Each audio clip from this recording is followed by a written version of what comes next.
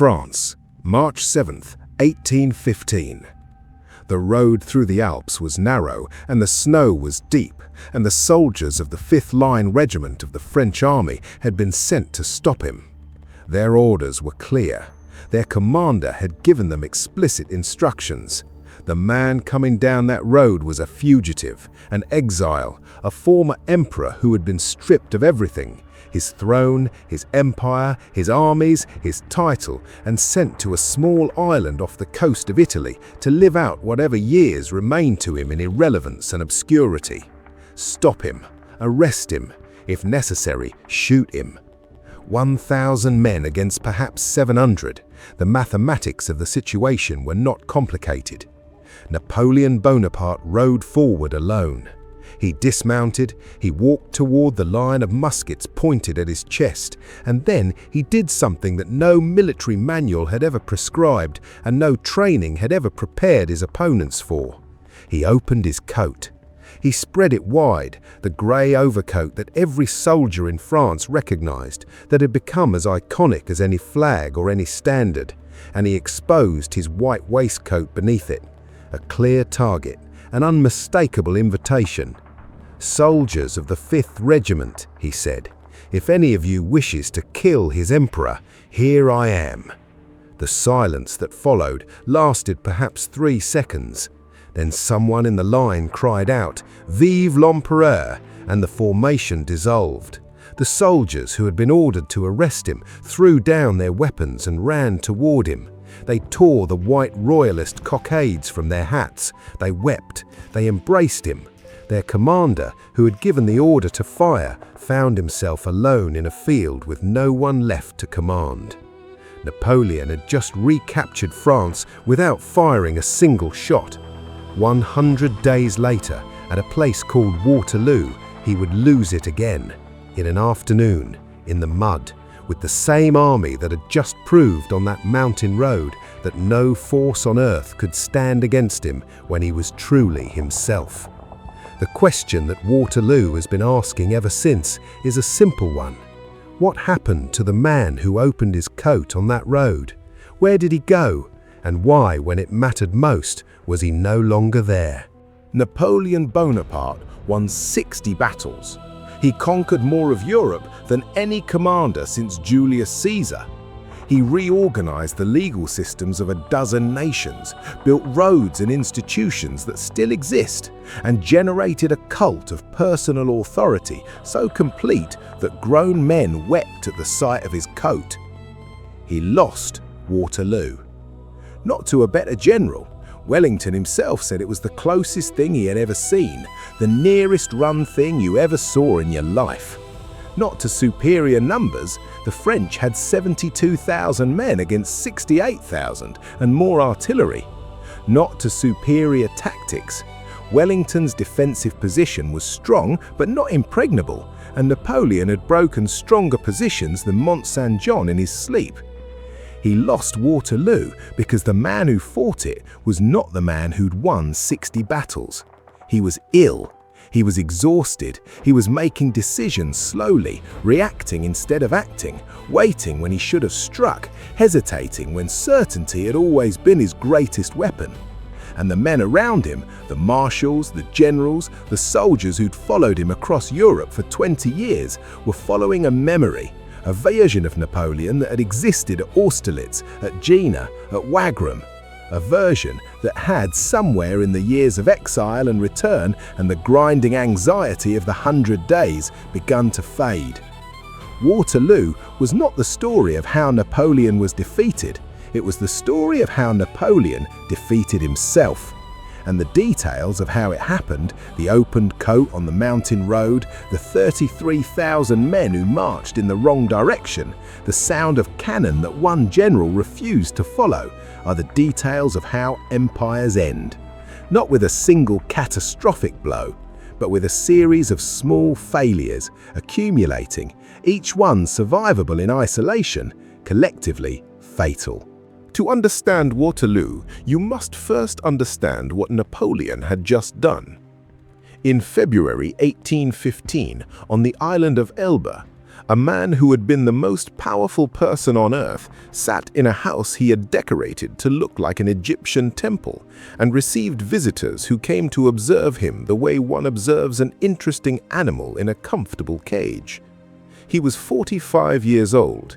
His wife had not replied to his letters in months. His pension from the French government had not been paid. His son, the King of Rome, now 2 years old, was in Vienna, being raised as an Austrian archduke by the grandfather who had repudiated the marriage. He was watching France. Louis XVIII, the Bourbon king restored by the Allies after Napoleon's abdication, was proving to be exactly the kind of monarch that 20 years of revolution and empire had made the French people constitutionally incapable of tolerating. Obese, gout-ridden, politically inept, surrounded by émigré nobles who had returned from exile demanding the return of lands and privileges that the revolution had transferred to an entirely different class of people. The old soldiers who had fought under Napoleon's eagles found themselves marginalized, insulted, their regimental numbers erased, their tricolour cockades banned. France was not happy. Napoleon was watching. And on the evening of February 26, 1815, he made a decision that remains one of the most audacious gambles in the history of warfare. He sailed for France with 1,000 men. Not an army, 1,000 men, against the combined military power of a restored monarchy backed by the full weight of the European coalition that had just spent 20 years trying to stop him. The plan, if it could be called a plan, was to walk north and trust that France would come to him. It did. Regiment by regiment, the army that Louis had inherited from Napoleon reversed direction and joined its former emperor on the road to Paris. Marshal Ney, who had sworn to the king that he would bring Napoleon back in an iron cage, rode out to meet him with his forces and switched sides before a shot was fired. Louis XVIII, having watched his army dissolve around him, left Paris and did not stop moving until he reached Belgium. On March 20, 1815, Napoleon entered Paris in triumph. He had covered the distance from the Provence coast in 20 days without firing a single shot by the force of what he was. It was the most extraordinary demonstration of personal authority in the age of Napoleon, and it set in motion a chain of events that would end 100 days later in a Belgian field in the rain. The Allies did not debate whether to accept Napoleon's return. They were meeting in Vienna, the Congress that was redrawing the map of Europe after his first abdication, when the news arrived, and within days they had declared him an international outlaw and committed 4 nations to putting armies in the field to remove him. England and Prussia under Wellington and Blücher were assembling in Belgium. Austria and Russia were coming from the east but would take weeks to arrive. Napoleon understood the arithmetic. If he waited, the weight of Europe would crush him. If he attacked now, before the coalition was fully assembled, before Austria and Russia arrived, when only Wellington and Blücher stood between him and a negotiated settlement, he had a chance. On June 11th, he left Paris with an army of 125,000 men. The plan was elegant in its simplicity. Strike into Belgium between the 2 Allied armies before they could concentrate, defeat Blücher's Prussians first, then turn on Wellington, defeat them separately because together they outnumbered him, keep them apart at all costs. On June 16th, at Ligny, he attacked the Prussians and won. Blücher's army was battered and driven back. He had his first half of the plan. The second half, the destruction of Wellington, required speed. Every hour Blücher had to recover was an hour in which the Prussians might regroup and march to Wellington's support. Napoleon waited. He waited the morning after Ligny. He waited while Blücher's army was somewhere to the north, its direction of retreat uncertain, its condition unknown. He sent 33,000 men under Marshal Grouchy to pursue the Prussians, but sent them late with orders to follow and observe, not to destroy. And then he turned toward Wellington. June 18, 1815, late afternoon. Somewhere to the east of Waterloo, Emmanuel de Grouchy sat his horse in a Belgian village and listened. He could hear cannon fire, the distinct, rhythmic percussion of a large artillery engagement, not skirmishing, not a rearguard action, but a full battle, coming from the west, coming from Waterloo. His officers heard it too. General Girard rode up to Grouchy, his expression urgent. "March towards the guns," Girard said. "That is Napoleon himself fighting. He needs us." Grouchy looked at the orders Napoleon had given him the previous day. Pursue the Prussians, find them, engage them. The orders said nothing about Waterloo. The orders said nothing about marching towards cannon fire. Grouchy followed his orders. He turned his back on the sound of battle. He took his 33,000 men, a force that might have changed the outcome of the afternoon, and continued east, following the Prussians he'd been told to follow, away from the field where Napoleon was fighting the last battle of his life. Blucher, meanwhile, was not retreating, he was regrouping, and in the most remarkable feat of military recovery of the entire Napoleonic Wars, the 72-year-old Prussian field marshal took an army that had been defeated 48 hours earlier and marched it 20 miles through the night to arrive at Waterloo in time to do what Grouchy had decided not to do. The moment Grouchy refused to march towards the guns is the moment historians have been arguing about for 2 centuries. His orders had not authorized it. The situation had changed in ways his orders had not anticipated. He was following the letter of what Napoleon had told him, and he was not wrong to do so. That is what makes it a pivot and not simply a blunder. Grouchy was a careful, competent, literal officer following explicit instructions from the greatest military mind of his age. The failure was not Grouchy's failure to improvise, it was Napoleon's failure to give orders that anticipated what improvisation might require. The Napoleon of Austerlitz would have anticipated it. The Napoleon of Jena would have written different orders.